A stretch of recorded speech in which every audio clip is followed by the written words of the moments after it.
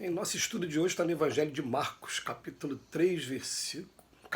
4, versículo 3. Ouvi, eis que saiu o semeador a semear. Emmanuel comenta na lição 50 do livro Ceifa de Luz, ante o divino semeador. Jesus é o semeador da terra e a humanidade é a lavoura de Deus em suas mãos. Lembremos-nos da renúncia exigida à semente, chamada a produção que se destina ao celeiro, para que não venhamos a sucumbir em nossas próprias tarefas. Atirada ao ninho escuro da gleba em que lhe cabe desabrochar, sofre extremo abandono, sufocado ao peso do chão que lhe esmaga o envoltório. Sozinha e oprimida, desenfaixa-se das forças inferiores que a constringem, a fim de que os seus princípios germinativos consigam receber a bênção do céu. Contudo, mal se desenvolve e habitualmente padece o assalto de vermes que lhe maculam no seio, quando não experimenta a avalanche de lama por força dos temporais.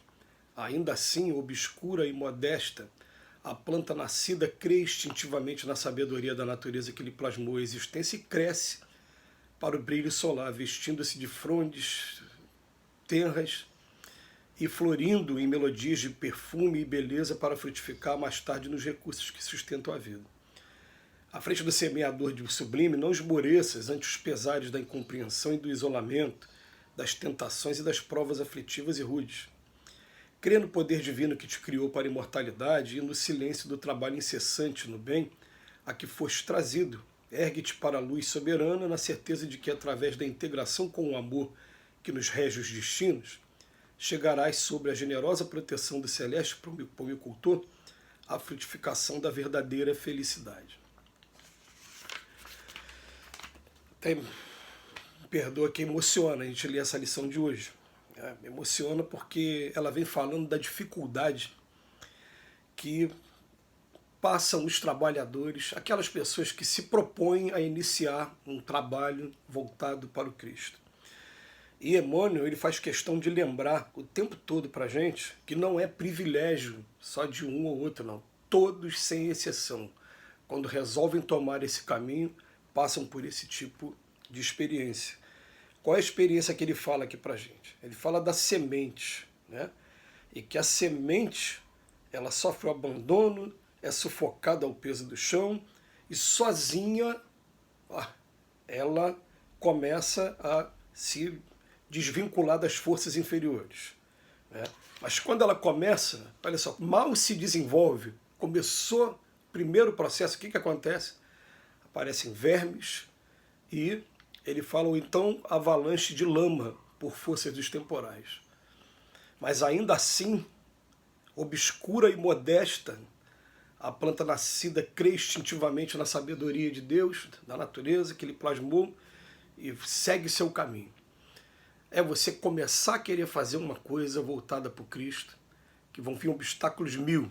Primeiro, vamos botar aqui o dos vermes, a gente vai poder dizer assim, né? Com todo assim, pegando a comparação, né? Que os vermes vão significar o quê? Os obstáculos, aquilo que quer fazer você desistir de desabrochar. Então, o que a gente pode aqui trazer para poder representar os vermes? Em primeiro lugar, os julgamentos, as avaliações que fazem de você, lembrando o tempo todo atos que você tenha praticado ou que você ainda não consiga ter se desvencilhado totalmente dos atos, até porque quem inicia naturalmente ainda está na imperfeição, ninguém começa estando perfeito, né? Isso é uma ilusão. A gente começa a trabalhar para lá na frente conseguir atingir, né, os primeiros passos aí da perfeição. Mas enquanto você começa a dar os primeiros passos, você vai receber críticas, vai receber sarcasmos, vai receber julgamentos e algumas vezes esses julgamentos eles podem realmente ferir e até fazer com que a pessoa desanime, né, e volte para o meio que estava ainda no anonimato. Aliás, essa semana, né, eu vi até uma companheira falando de um trabalhador espírita que ele faz um trabalho no anonimato. Ele não bota o rosto dele. E eu, conversando com ela, né, conversando com outros companheiros, eu falei, não, eu boto o meu rosto. Por quê? Porque eu fazendo vídeo, que mesmo sabendo que o alcance ele é pequenininho, né, ele não tem aquela publicidade toda, aliás, o objetivo nunca foi esse, né? Mas não tem essa vaidade, isso aí no meu coração, eu tenho certeza disso, isso aí não tem problema. Mas fazendo esse vídeo, vai ter uma hora que eu vou ficar muito envergonhado, como já fico, quando eu faço alguma coisa contrariando aquilo que eu estudo, que eu leio que eu analiso aqui nos textos. Então eu falei, não, eu tenho que botar o rosto mesmo. A hora que a crítica vier a mim, se ela for verdadeira, eu tenho que abaixar a cabeça e procurar, através do meu processo de reforma íntima, modificar, para não dar mais motivo de crítica. Se ela não for verdadeira, não é para me atingir, então a gente segue em frente. Mas que esses obstáculos eles vão vir, né? Ou né, um assalto de vermes ou avalanche de lama, né? Eles vão vir.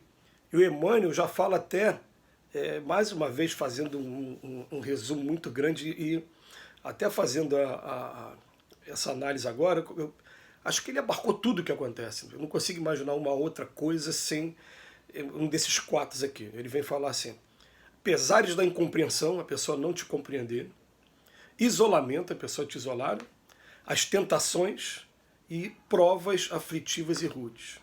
Então ele fala aqui, ó, à frente do semeador sublime, não esmoreça ante os pesares. O que vai ser os vermes e a lama que o Emmanuel está falando aqui? Incompreensão, isolamento, as tentações e as provas aflitivas e rudes que a gente venha a passar. É profundo isso para todos nós, é profundo. Eu estava conversando com um amigo que ele falando, né, da vida que ele teve e que hoje ele se propõe a ser pastor, né, de uma igreja evangélica, e não é a minha religião, mas é uma pessoa que eu admiro, que eu gosto tanto. Volta e meia eu entro lá aqui no Facebook para poder estar assistindo o culto dele, a maneira dele falar, o estudo dele, pelo carinho que eu tenho pela pessoa, por ele. Passando provas duríssimas e críticas o tempo todo, a pessoa, mas ele era aquela pessoa que fez isso, que fez aquilo. Isso vai acontecer o tempo todo para querer desanimar o trabalhador em qualquer seara do bem. Isso é normal aqui na Terra. Aliás, gente, a gente não pode nunca, nunca, jamais esquecer que talvez o que foi maior vítima de críticas e de julgamentos foi o próprio Cristo. Cristo tem versículos ali que falam, o pessoal chamava ele de glutão e de beberrão. Assim, tipo falar hoje, né? Vamos a... É um bêbado.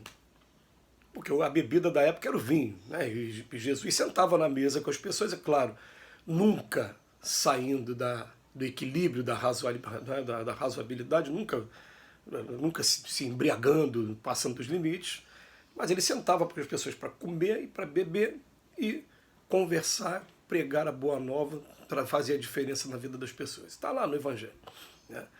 E recebia crítica o tempo todo. Que esse aí é o salvador de vocês? É o que fica com essas pessoas de má vida? Que vai para a casa de um Zaqueu, que é um cobrador de imposto que faz tanta maldade com tanta gente? Que dá as mãos para uma mulher, dá água para beber para uma samaritana? Logo a samaritana, que é tão discriminada, os samaritanos não são nem gente. Ou então que pega uma mulher que está prestes a ser apedrejada e aquele que estiver isento de pecado, que atire a primeira pedra, sai todo mundo envergonhado. Quem mais recebeu crítica, e não foi só crítica. A gente não consegue imaginar isso, né?